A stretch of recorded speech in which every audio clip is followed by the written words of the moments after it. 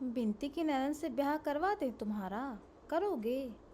सुधा बोली, लड़की इतनी ही मोटी है, उसे कभी डांट लेना तो देखेंगे तुम्हारी हिम्मत। ब्याह? एकदम से चंदर को याद आ गया, अभी बुआ ने बात की थी सुधा के ब्याह की। तब उसे कैसा लगा था?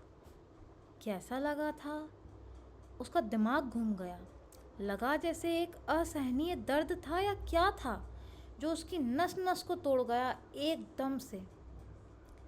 क्या हुआ चंदर? अरे चुप क्यों हो गए? डर गए मोटी लड़की के नाम से? सुधा ने चंदर का कंधा पकड़कर झकझोरते हुए कहा। चंदर एक फीकी हंसी हंसकर रह गया और चुपचाप सुधा की ओर देखने लगा। सुधा चंदर की निगाह से सहम गई। चंदर की निगाह में जाने क्या था, एक अजब सा पथराया सूनापन, एक जाने किस दर्द की अमंगल छाया, एक जाने किसी पीड़ा की मूक आवाज़, एक जाने कैसी पिघलती हुई सी उदासी, और वह भी गहरी, जाने कितनी गहरी। और चंदर था कि एकटक देखता ही जा रहा था, एकटक अपलक। सुधा को जाने कैसा लगा, ये अपना चंदर तो नहीं, ये अपने चंदर की निगाह तो नहीं है। चंदर तो ऐसी निगाह से इस तरह अपलक तो सुधा को कभी नहीं देखता था। नहीं, यह चंदर की निगाह तो नहीं है। इस निगाह में न शरारत है, न डांट, न दुलार, न करुणा। इसमें कुछ ऐसा है जिससे सुधा बिल्कुल परिचित नहीं, जो आज चंदर में पहली बार दिखाई पड़ रहा है। सुधा को जैसे डर लगने लगा, जैसे वह कांप उठी। नहीं, यह कोई दूसरा चंदर है जो उसे इस तरह देख रहा है। यह कोई अपरिचित है, कोई अजनबी, किसी दूसरे देश का कोई व्यक्ति जो सुधा को। चंदर, चंदर, तुम्हें क्या हो गया है? सुधा की आवाज़ मारे डर के कांप रही थी। उसका मुंह पीला पड़ गया, उसकी सांस बैठने लगी थी। चंदर। और जब उसका कुछ बच न चला तो उसकी आंखों से आंसू छलक आए। हाथों पर एक गरम गरम बूंद आकर पड़ते ही चंदर चौंक गया। अरे सुधी, रो मत। नहीं नहीं पगली, हमारी तबीयत सब ठीक है। एक गिलास पानी ले आओ। सुधा अब भी कांप रही थी। चंदर की आवाज़ में अभी भी मुलायमता नहीं आ पाई थी। वह पानी लाने के लिए उठी। नहीं, तुम कहीं मत जाओ, तुम बैठो यहीं। उसने हथेली अपने माथे पर रखकर जोर से अपने हाथों में दबा ली और कहा, सुधा। क्यों चंदर? कुछ नहीं, चंदर ने आवाज़ दी, लेकिन लगता था वह आवाज़ चंदर की नहीं थी, न जाने कहाँ से आ रही थी। क्या सिर में दर्द है? बिनती, एक गिलास पानी लाओ जल्दी से। सुधा ने आवाज़ दी। चंदर जैसे पहले सा हो गया। अरे अभी मुझे क्या हो गया था? तुम क्या बात कर रही थी सुधा? पता नहीं तुम्हें अभी क्या हो गया था, सुधा ने घबराई हुई गौरैया की तरह सहमकर कहा। चंदर स्वस्थ हो गया। कुछ नहीं सुधा, मैं ठीक हूँ। मैं तो यूं ही तुम्हें परेशान करने के लिए चुप था, उसने चंदर ने कहा। हाँ चलो रहने दो, तुम्हारे सिर में दर्द है ज़रूर से, सुधा बोली। बिनती पानी लेकर आ गई। लो पानी पियो। नहीं, हमें कुछ नहीं चाहिए, चंदर बोला। बिनती ज़रा पेन बाम ले आओ, सुधा ने गिलास ज़बरदस्ती उसके मुंह से लगाते हुए कहा। बिनती पेन बाम ले आई। बिनती, तू ज़रा लगा दे इनके। अरे खड़ी क्यों है? कुर्सी के पीछे खड़ी होकर माथे पर ज़रा हल्की उंगली से लगा दे। बिनती आज्ञाकारी लड़की की तरह आगे बढ़ी, लेकिन फिर हिचक गई। किसी अजनबी लड़के के माथे पर कैसे पेन बाम लगा दे?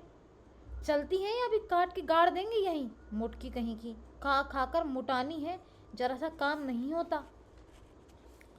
बिनती ने हार कर पेन बाम लगाया। चंदन ने उसका हाथ हटा दिया तो सुधा ने बिनती के हाथ से पेन बाम लेकर कहा, आओ हम लगा दें। बिनती पेन बाम देकर चली गई तो चंदर बोला, अब बताओ क्या बात कर रही थी? हाँ, बिनती की ब्याह की। ये उनके ससुर तो बहुत ही भद्दे मालूम पड़ रहे थे। क्या देखकर ब्याह कर रहे हो तुम लोग?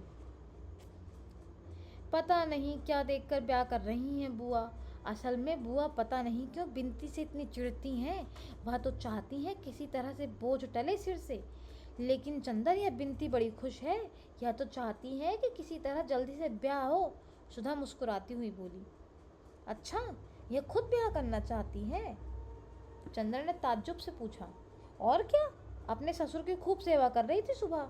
बल्कि पापा तो कह रहे थे अभी यह बीए कर ले तब ब्याह करो।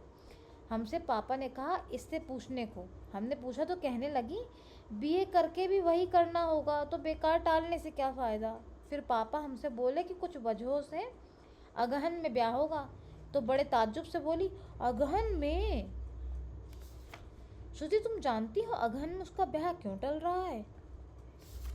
पहले तुम्हारा ब्याह होगा, चंदर ने कहा। वह पूर्णतया शांत था और उसके स्वर में कम से कम बाहर सिवा चूहल के और कुछ भी न था। मेरा ब्याह? मेरा ब्याह?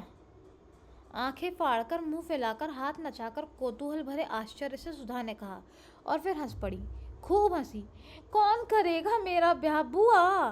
पापा करने ही नहीं देंगे।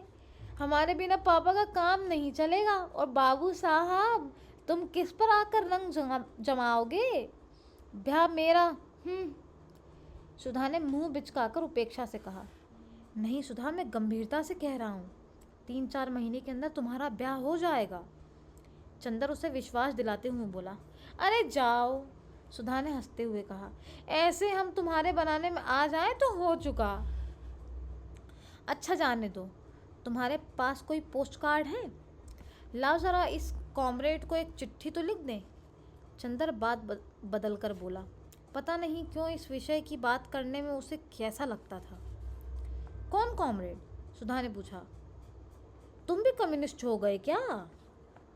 नहीं जी, वो बरेली का सोशलिस्ट लड़का कैलाश, जिसने झगड़े में हम लोगों की जान बचाई थी। हमने तुम्हें बताया नहीं था सब किस्सा उस झगड़े का, जब हम और पापा बाहर गए थे? हाँ बताया था। उसे ज़रूर खत लिख दो, सुधा ने पोस्ट कार्ड देते हुए कहा। तुम्हें पता मालूम है? चंद्र जब पोस्ट कार्ड लिख रहा था तो सुधा ने कहा, सुनो, उसे लिख देना कि पापा की सुधा पापा की जान बचाने की एवज में आपकी बहुत कृतज्ञ है, और कभी अगर हो सके तो आप इलाहाबाद ज़रूर आएं। लिख दिया? हाँ, चंदर ने पोस्ट कार्ड जेब में रखते हुए कहा। चंदर, हम भी सोशलिस्ट पार्टी के मेंबर होंगे, सुधा ने मचलते हुए कहा। चलो, अब तुम्हें नई सनक सवार हुई। तुम क्या समझ रही हो सोशलिस्ट पार्टी को? राजनीतिक पार्टी है वह। यह मत करना कि सोशलिस्ट पार्टी में जाओ और लौट कर आओ तो पापा से कहो, अरे हम तो समझे पार्टी है, वहाँ चाय पानी मिलेगा, वहाँ तो सब लोग लेक्चर देते हैं। धत, हम कोई बेवकूफ़ हैं क्या? सुधा ने बिगड़ कर कहा। नहीं, सो तो तुम बुद्धिमान सागर हो, लेकिन लड़कियों की राजनीतिक बुद्धि कुछ ऐसी ही होती है, चंदर हंसकर बोला। अच्छा रहने दो, लड़कियां ना हो तो काम ही न चले, सुधा ने कहा। अच्छा सुधा, आज कुछ रुपए दोगी? हमारे पास पैसे ख़त्म हैं और सिनेमा देखना है ज़रा, चंदर ने बहुत दुलार से कहा। हाँ ज़रूर देंगे तुम्हें, मतलब ही कहीं के, सुधा बोली। अभी अभी तुम लड़कियों की बुराई कर रहे थे ना, तो तुम और उन लड़कियों में से थोड़ी ही हो, तुम तो हमारी सुधा हो, सुधा महान। सुधा पिघल गई। अच्छा कितना लोगे? अपनी पॉकेट में से 5 रुपए का नोट निकाल कर बोली। इससे काम चल जाएगा? हाँ, आज ज़रा सोच रहे हैं पम्मी के यहाँ जाएं, तब सेकंड शो हो जाए। पम्मी रानी के यहाँ जाओगे? समझ गए, तभी तुमने चाचा जी से ब्याह करने से इनकार कर दिया।